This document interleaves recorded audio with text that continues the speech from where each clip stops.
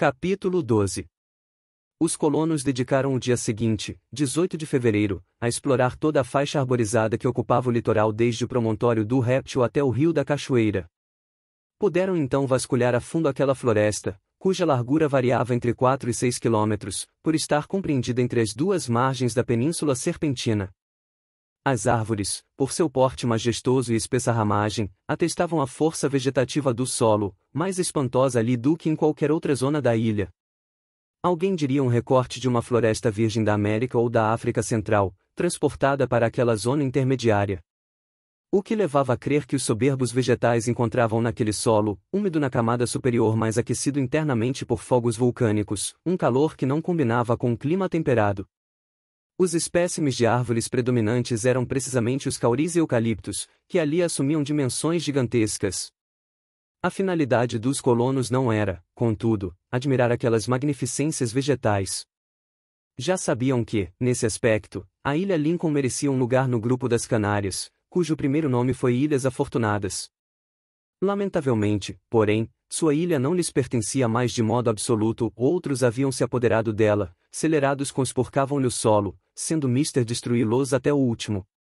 Na costa ocidental, por mais que procurassem não encontraram nenhum vestígio. Nenhuma pegada, nenhuma árvore lascada, nenhuma cinza fria, nenhum acampamento deixado para trás. Isso não me admira, disse Cyrus Smith a seus companheiros. Os corsários desembarcaram na ilha nas imediações da Ponta do Destroço e se embrenharam imediatamente nas matas do faroeste, após atravessarem o pântano das Tadornas. Seguiram então aproximadamente a rota que fizemos ao deixar Granite House. É o que explica as marcas que vimos na mata. Porém, ao chegarem ao litoral, os bandidos logo viram que não encontrariam ali um covil apropriado e foi então que, subindo em direção ao norte, descobriram o curral. Para onde talvez tenham retornado, disse Pencroff. Não penso assim, respondeu o engenheiro, uma vez que eles devem supor que nossas buscas irão se dirigir para aquelas bandas. Para eles, o curral é um mero entreposto, não um acampamento definitivo. Sou da opinião de Cyrus, concordou o repórter. Para mim, foi entre contrafortes do Monte Franklin que os bandidos encontraram um covil. Então, Sr. Cyrus, direto para o curral! Exclamou Pencroff. Temos que terminar logo com isso e até agora só perdemos tempo. Não, amigo, retrucou o engenheiro. Esquece que tínhamos interesse em saber se as matas do faroeste não escondiam alguma habitação. Nossa exploração tem uma dupla finalidade, Pencroff. Se de um lado devemos castigar o crime, de outro temos um ato de gratidão a cumprir. Muito bem falado, Sr. Cyrus, concordou o marujo. Mas no que se refere ao tal cavalheiro, tenho para mim que só o encontraremos quando ele bem quiser.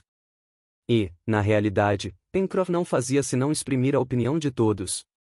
Era provável que o covil do desconhecido fosse tão misterioso quanto ele próprio. Aquela noite, a carroça estacionou na foz do Rio da Cachoeira. O acampamento foi montado como de costume e tomaram-se as precauções rotineiras para a noite. Harbert, que voltará a ser o rapaz forte e saudável de antes da doença, usufruía amplamente daquela vida ao ar livre, entre as brisas do oceano e a atmosfera revigorante da mata. Seu lugar não era mais na carroça, mas à frente da caravana. No dia seguinte, 19 de fevereiro, os colonos, abandonando o litoral, no qual, além da foz, aglomeravam-se tão pitorescamente basaltos de todas as formas, subiram a margem esquerda do rio. A trilha já estava parcialmente aberta devido a excursões anteriores do curral até a costa ocidental. Os colonos se achavam então a uma distância de 8 quilômetros do Monte Franklin.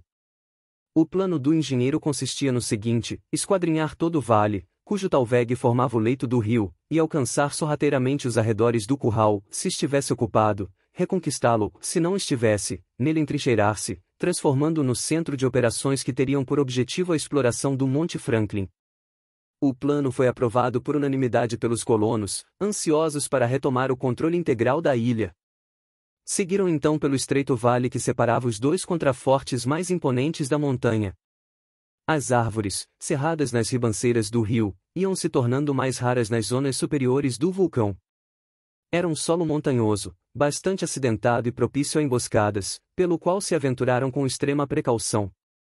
Top e Jup seguiam na frente como batedores, e zanzando para um lado e para outro nas capoeiras fechadas, rivalizavam em inteligência e habilidade.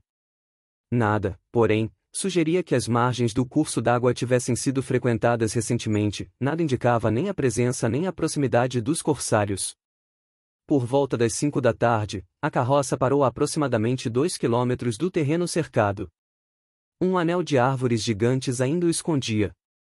A meta, portanto, era realizar uma batida no curral, a fim de saberem se estava ocupado.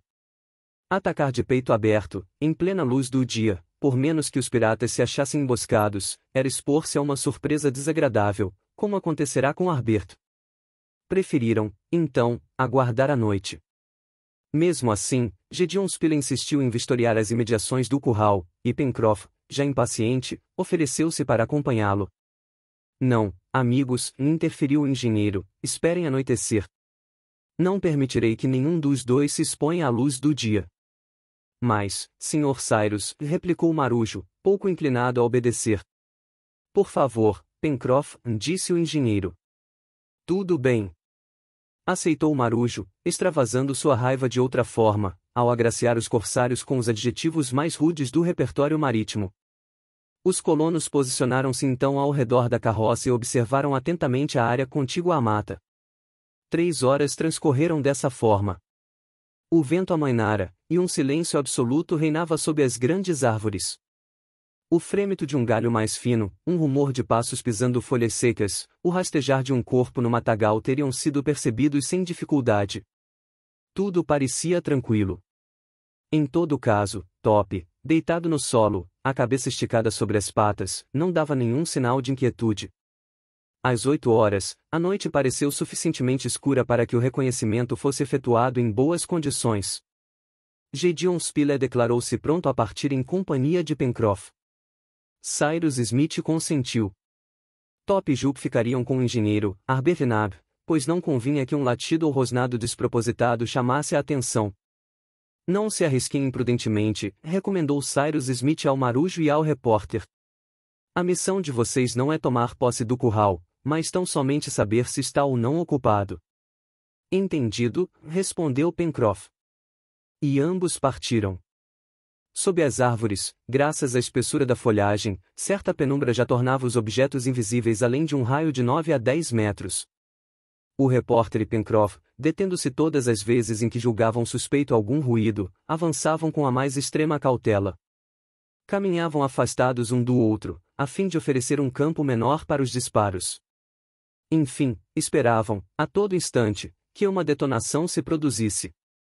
5 minutos após deixarem a carroça, Gideon Spilett e Pencroff haviam alcançado a orla da mata, em frente à clareira, ao fundo da qual situava-se o terreno cercado. Pararam. Raios tênues ainda banhavam a pastagem desguarnecida de árvores. A 10 metros erguia-se o portão do curral, que parecia fechado. Esses 10 metros a ser transpostos entre a orla da mata e o cercado formavam a zona vermelha, para empregar uma expressão da balística. Com efeito, uma ou várias balas disparadas da crista da cerca teriam abatido o primeiro que se aventurasse por ali. Spilett e o Marujo não eram homens de recuar, mas sabiam que uma imprudência de sua parte, da qual seriam as primeiras vítimas, teria consequências graves para seus companheiros. Se eles morressem, o que seria de Cyrus Smith, Nab e Harbert? Pencroff, entretanto, superexcitado ao sentir-se tão perto do curral, onde supunha os bandidos refugiados, ia avançar, quando a mão vigorosa do repórter reteve-o.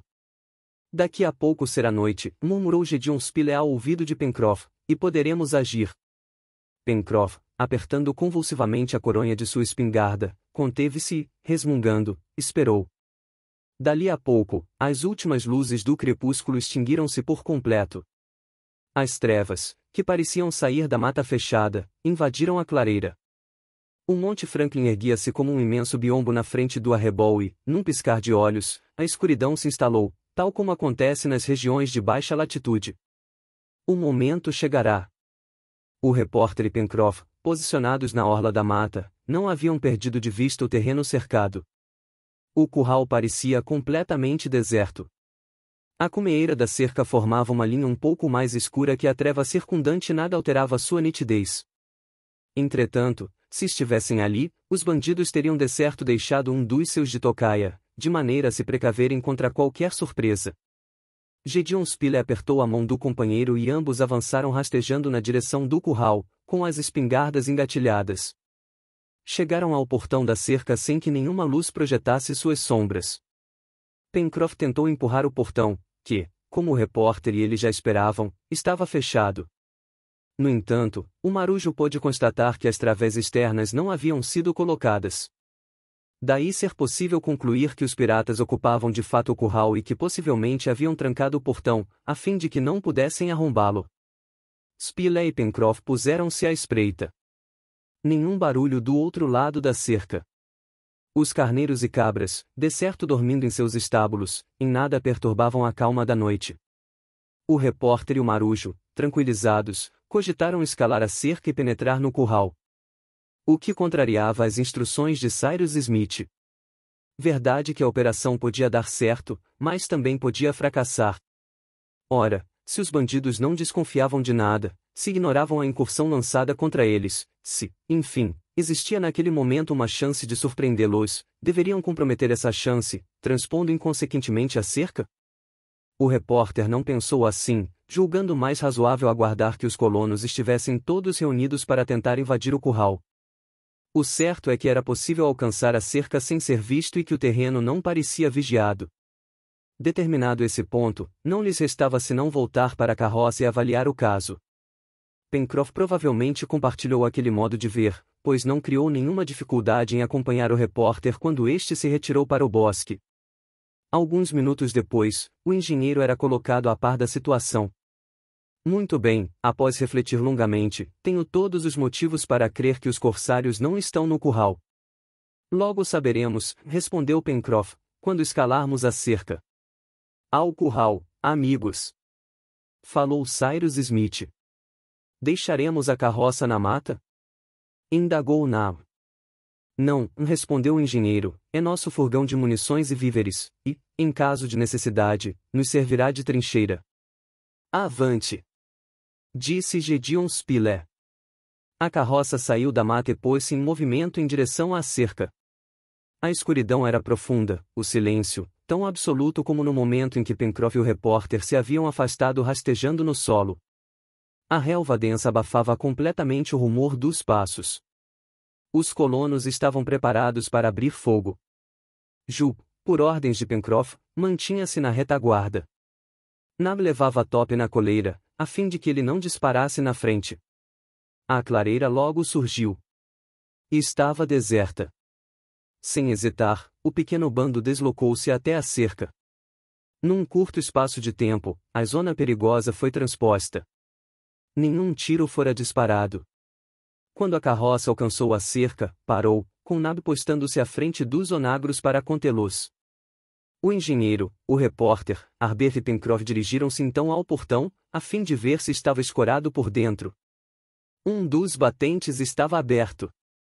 Não foi isto que me relataram há pouco! Exclamou o engenheiro, voltando-se para o marujo e Gédéon Spilett. Ambos estavam estupefatos.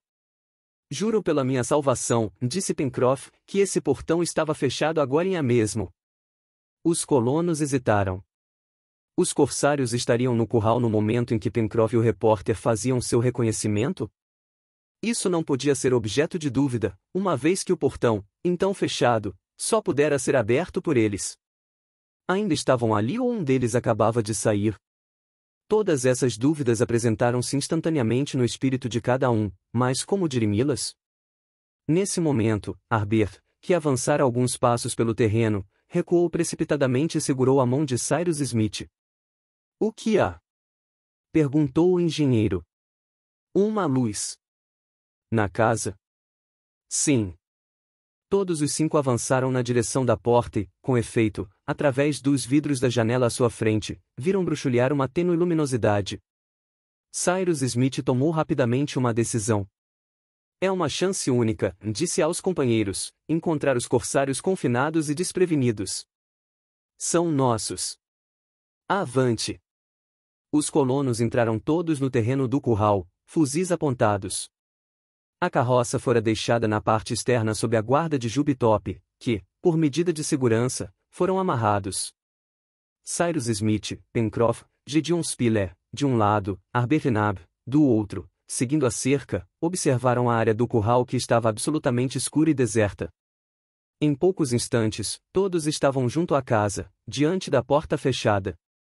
Cyrus Smith fez um sinal com a mão aos companheiros ordenando que não se mexessem e aproximou-se do vidro, então fracamente iluminado pela luz interna. Seus olhos mergulharam no cômodo único que formava o rés do chão da casa. Sobre a mesa, uma lanterna acesa. Ao lado, a cama utilizada por Ayrton. Nela, repousava o corpo de um homem. Subitamente, Cyrus Smith recuou, e com uma voz abafada, exclamou: Ayrton! E, arrombando mais do que abrindo a porta, os colonos precipitaram-se dentro do quarto.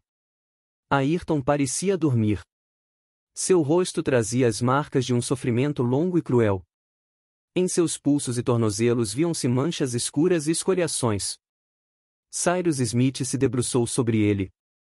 Ayrton! Exclamou o engenheiro, segurando o braço daquele que acabava de encontrar em circunstâncias tão inesperadas. A esse chamado, Ayrton abriu os olhos e, olhando de frente Cyrus Smith, depois os outros, exclamou: Vocês!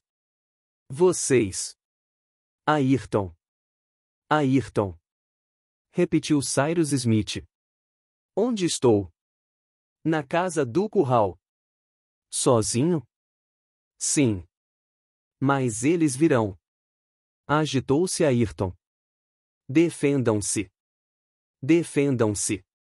Extenuado, Ayrton voltou a perder os sentidos. Spilett, disse então o engenheiro, podemos ser atacados de uma hora para outra. Estacionem a carroça dentro do curral. Depois façam uma barricada no portão e voltem todos para cá. Pencroff, Nab e o repórter apressaram-se a executar as ordens do engenheiro. Não havia um instante a perder. A carroça inclusive talvez já estivesse nas mãos dos facínoras. Num piscar de olhos o repórter e seus dois companheiros atravessaram o curral e alcançaram o portão da cerca, atrás do qual ouvia-se Top rosnar surdamente. O engenheiro, deixando Ayrton por um instante, saiu da casa, preparado para abrir fogo. Harbert estava ao seu lado. Ambos vigiavam a crista do contraforte que dominava o curral. Se os corsários estivessem emboscados naquele lugar, poderiam matar um a um os colonos. Nesse momento, a lua surgiu no leste, acima da escura cortina da floresta, e uma luz lívida banhou o interior do cercado. O curral ficou todo iluminado, com seus arvoredos, o pequeno curso d'água que o irrigava e seu vasto tapete de relva. O branco da casa e de parte da cerca destacava-se contra o fundo da montanha. No lado oposto, na direção da porta, o descampado continuava mergulhado no breu. Um vulto negro surgiu. Era a carroça entrando no círculo de luz. Cyrus Smith ouviu então seus companheiros fechando e trancando o portão por dentro. Contudo, justamente naquele instante, Top, arrebentando violentamente a coleira, pôs-se a latir furiosamente e disparou para o fundo do curral, à direita da casa. Amigos, alerta! Apontar armas! Gritou Cyrus Smith. Os colonos, engatilhando os fuzis, prepararam-se para abrir fogo. Top continuava a latir e Jup, correndo na direção do cão, emitia guinchos estridentes. Os colonos foram atrás dos dois animais e chegaram à beira do pequeno riacho, assombreado por grandes árvores. E ali, iluminados de cheio, o que viram? 5 corpos estendidos na areia. Eram os cadáveres dos piratas que, 4 meses antes, haviam desembarcado na ilha Lincoln.